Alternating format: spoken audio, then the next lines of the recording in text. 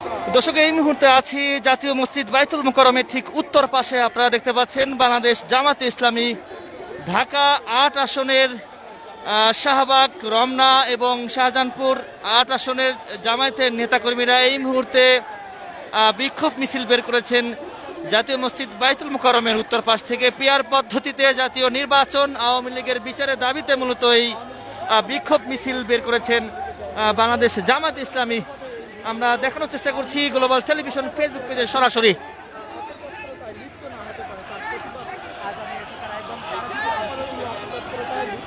আমরা দেখতে পাচ্ছি এই বিক্ষোভ মিছিলে কিন্তু ঢাকা মহানগর দক্ষিণের জামায়াতের সেক্রেটারি শফিকুল ইসলাম মাসুদ, শিবিরের সাবেক সভাপতি, তিনি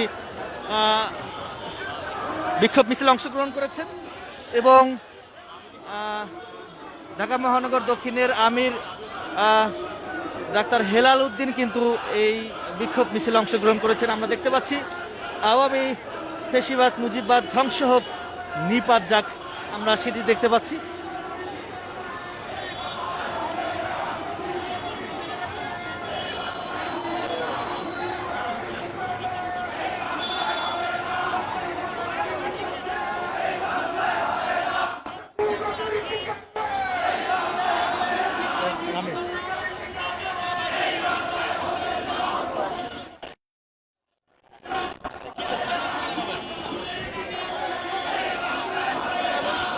আমরা দেখতে পাচ্ছি এই মুহূর্তে বাংলাদেশ ইসলামী ছাত্র শিবিরের সাবেক সভাপতি ডক্টর শফিকুল ইসলাম মাসুদ এই বিক্ষোভ মিছিলে অংশগ্রহণ করেছেন। পাশাপাশি আমরা দেখতে পাচ্ছি সদ্য বিদায়ী যে বর্তমান শিবিরের সভাপতি যিনি রয়েছেন, এর আগে যিনি সভাপতি ছিলেন, তিনি কিন্তু এই বিক্ষোভ মিছিলে অংশগ্রহণ করেছেন।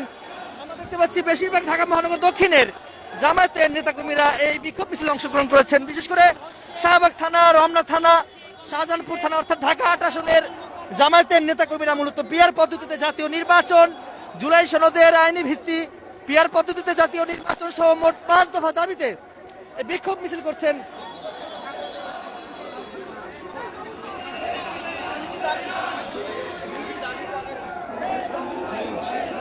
শিবিরের সাবেক সভাপতি এখানে রয়েছেন।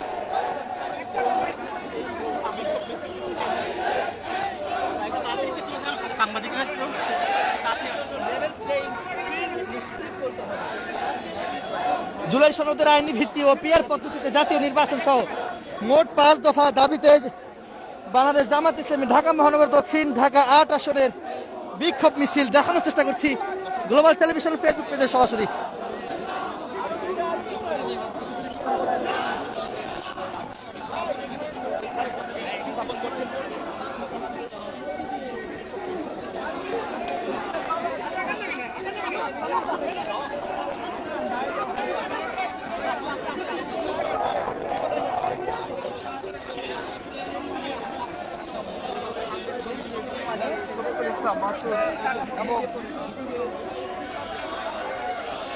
দর্শক, যেমনটি দেখতে পাচ্ছি এই মিছিলটি ইতিমধ্যেই জাতীয় মসজিদ বাইতুল মোকাররম উত্তর পাশ থেকে শুরু হয়েছে। মিছিলটি মসজিদের ঠিক পশ্চিম পাশে যে সড়কটি রয়েছে সেই সড়কে কিন্তু তারা আসছেন।